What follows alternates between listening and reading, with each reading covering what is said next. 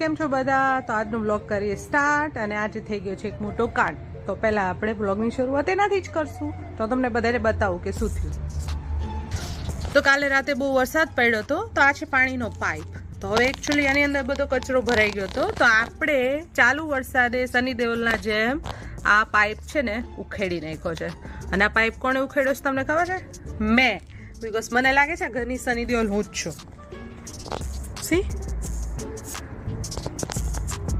સો આજે મને મળ્યું છે બહુ મોટું કામ બિકોઝ સોનુબેન ભાગી ગયા છે ટ્રેનિંગમાં એટલે હવે બધું મારે કરવાનું છે. આ કચરાના ઢગલા છે ને આ બધા મારે હવે નાખવા જવાના છે.